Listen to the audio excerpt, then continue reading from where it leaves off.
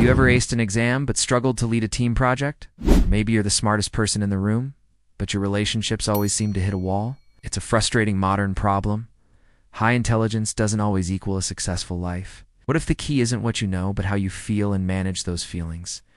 The book Emotional Intelligence by Daniel Goleman reveals this hidden key, and today, we're unlocking its secrets for your modern life. Welcome to DreamAIReview. Today, we're diving into the groundbreaking book Emotional Intelligence by renowned psychologist and science journalist Daniel Goleman. This isn't just another self-help book. It's a guide to understanding the powerful force that truly governs our success and happiness. Published in 1995, its message is more relevant than ever in our hyper-connected, hyper-sure world. Goleman argues that your emotional quotient, or EQ, is a far better predictor of success than your IQ. So what exactly is this powerful skill, and how can you start using it today? Let's explore the core ideas and turn them into actionable steps. First, let's break down what emotional intelligence really is. Goleman defines EQ as your ability to recognize, understand, and manage your own emotions, and to recognize, understand, and influence the emotions of others. Think of it as the human side of intelligence. He splits this into 5 essential components. The first and most foundational element is self-awareness. This is the cornerstone of EQ. It's the ability to recognize your own emotions as they happen. It's not about judging them. It's simply about noticing. Are you feeling frustrated, anxious, or excited? Yeah! Knowing your emotional state is the first step toward controlling it. Without this awareness, you're essentially flying blind, reacting to situations without understanding the true driver of your behavior. You might snap at a colleague not because of what they said, but because of residual stress from your morning commute. Self-awareness helps you connect those dots. So how do you apply this in a world filled with constant distractions? The modern workplace, with its endless notifications and back-to-back meetings, can make it incredibly difficult to check in with yourself. You might go an entire day on autopilot, only to crash from emotional exhaustion when you get home. In your personal life, scrolling through social media can trigger feelings of envy or inadequacy without you even realizing it. The action step here is simple but powerful. Start an emotion journal at the end of each day. Take just 5 minutes to write down 3 emotions you felt and what triggered them. For example, felt anxious when my boss mentioned the new project, or felt happy after a walk outside. This simple act of observation builds your self-awareness muscle, making you more attuned to your inner world. This isn't about deep psychoanalysis. It's about creating a data log of your feelings so you can start to see the patterns. The second core idea is self-regulation. Once you're aware of your emotions, the next step is managing them.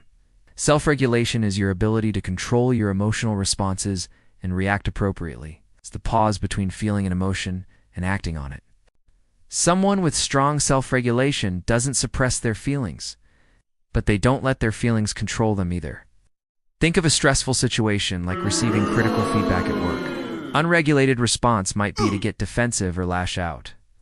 A regulated response is to listen, process the feedback, and decide on a constructive course of action, even if you feel hurt or angry inside. This skill is what separates a mature leader from a volatile one and a stable relationship from a dramatic one.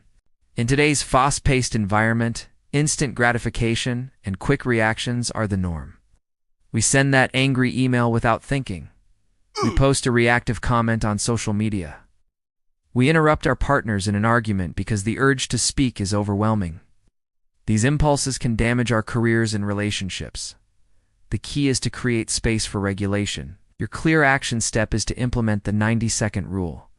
Neuroanatomist Dr. Jill Bolt-Taylor explains that when an emotion is triggered, the chemical process in your body lasts for only about 90 seconds.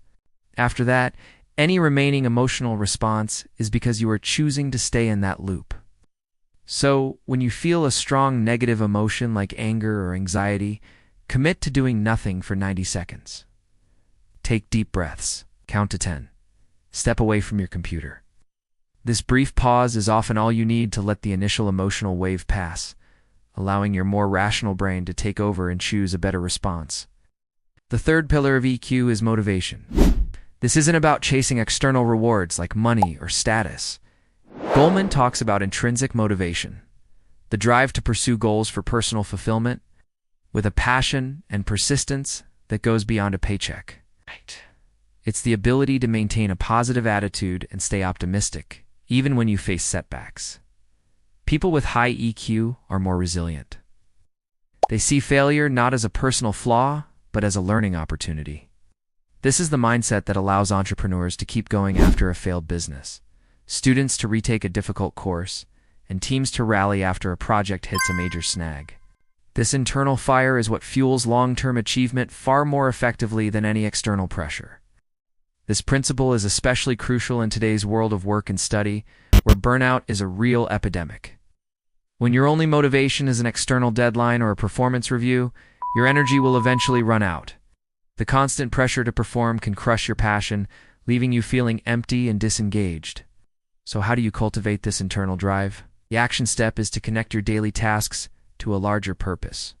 At the start of each week, take one task on your to-do list and write down one sentence explaining why it matters in the bigger picture. For example, instead of complete the quarterly report, you might write, complete the quarterly report to provide our team with the data we need to make smarter decisions and grow. This reframes a tedious task into a meaningful contribution, tapping into your intrinsic motivation and making the work itself more rewarding. The fourth crucial element is empathy. This is the ability to understand and share the feelings of another person. It's about putting yourself in their shoes and seeing the world from their perspective. Empathy is different from sympathy. Sympathy is feeling sorry for someone. Empathy is feeling with them. In a team setting, an empathetic leader can sense their team's morale and adjust their approach. In a sales conversation, an empathetic salesperson understands the customer's true needs, not just what they're saying. In a personal relationship, empathy is the glue that holds everything together, allowing for deep connection and mutual understanding. Goleman argues that in an increasingly automated and disconnected world, this human skill is becoming a priceless commodity. However, modern life often works against empathy. We communicate through screens, losing the vital cues of body language and tone of voice. We're so busy broadcasting our own lives that we forget to listen to others. This creates what Goleman calls an empathy deficit. So how can we actively build this skill? Your action step is to practice active listening in your next conversation. This means you focus completely on what the other person is saying without planning your response while they're still talking. When they finish, try to summarize their point back to them by saying something like, "So, if I'm understanding correctly, you're feeling frustrated because this does two things. It ensures you've truly understood them, and it makes the other person feel heard and validated." This single technique can transform your conversations and build stronger, more meaningful connections at work and at home. Finally, the fifth component is social skills. This is the culmination of the other four elements. Social skill is about using your self-awareness, self-regulation, motivation, and empathy to build and maintain good relationships, influence others, and manage conflict. It's about communication, collaboration, and leadership. Someone with strong social skills can build rapport easily, navigate complex social situations, and inspire others to action. They are effective team players, persuasive communicators, and trusted leaders. Whether it's negotiating a contract, resolving a dispute between family members, or leading a team through a crisis. These skills are what turn emotional intelligence into tangible results. A person with a high IQ might design the perfect system, but a person with high EQ is the one who can get everyone to actually use it. In our digital age, many of our social interactions are shallow. We have hundreds of online friends but may struggle to have a deep conversation in person. Teamwork can be hindered by misunderstandings in emails or Slack messages. The action step here is to be more intentional with your communication. Your challenge is to praise publicly and critique privately before giving someone constructive feedback. Ask to speak with them one-on-one. This shows respect and prevents them from feeling publicly shamed, making them more receptive to your message. Conversely, when you want to praise a colleague, do it in a team meeting or a group email. This not only boosts that person's morale, but also fosters a positive and supportive team culture.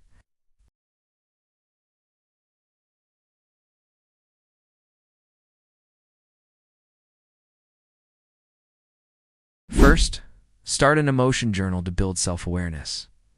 Second, use the 90-second rule to master self-regulation. Third, connect your tasks to a larger purpose to fuel your motivation.